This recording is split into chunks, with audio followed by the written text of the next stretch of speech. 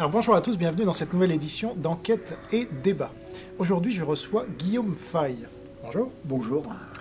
Alors, plutôt que de présenter Guillaume Faye, je vais lui permettre peut-être de le faire en lui demandant de réagir à une phrase qui se trouve sur son site. Alors je précise que je ne vais pas présenter les questions avant. Donc sur votre site Guillaume Faye, qui s'appelle gfaye.com, Oui.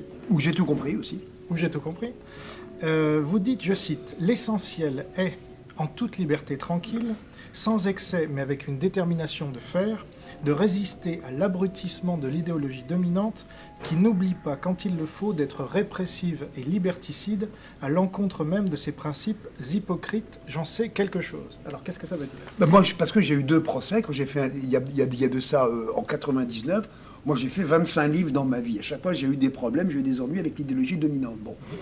Déjà, peut-être, vous pouvez définir ce qu'est l'idéologie dominante. Alors, l'idéologie dominante, qu'elle soit de gauche ou de droite, c'est en gros l'égalitarisme.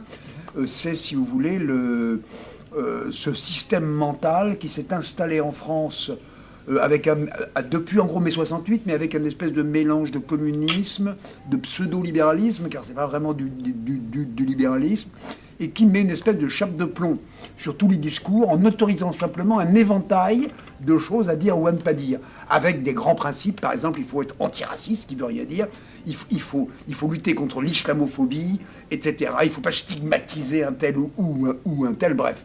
Donc j'ai fait un livre en 99 qui s'appelait La colonisation de l'Europe, discours vrai contre l'immigration et l'islam, bon, qui est un livre. Bon, ça serait paru aux États-Unis, en Grande-Bretagne, il n'y aurait eu absolument aucun problème.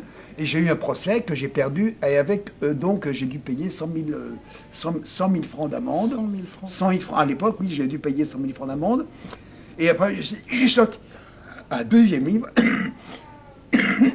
sur un autre thème, sur la France, etc., aux éditions de l'Ancre.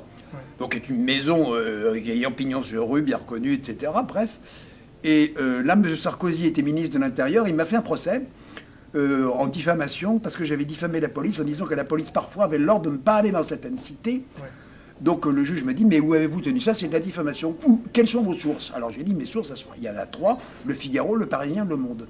Donc en fait, c'était des informations que j'avais reprises, et en disant que ces flics ridicules, avec qui roulent au patin à roulette, qui contrôlent les petites vieilles, qui brûlent les feux rouges en plein Paris, il serait mieux d'aller dans les cités de banlieue, ouais. Ils ont ordre de ne pas y aller. Bon. Ça s'est confirmé depuis. Ça s'est confirmé depuis, mais le fait de dire ça, alors... ils ont demandé une double condamnation parce que j'avais un sursis, etc. Le juge me dit, mais vous n'avez qu'un an de prison pour avoir dit ça.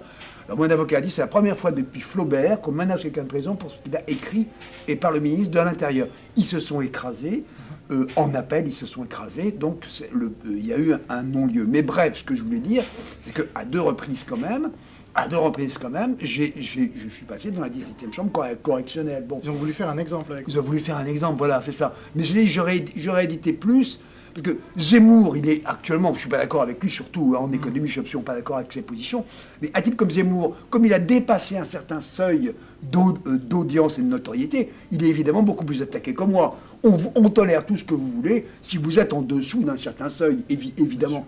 Si vous tirez à 200 exemplaires, vous n'avez pas de blog, etc., vous pouvez dire ce que vous voulez. Il y a des fous absolument partout, bon, etc.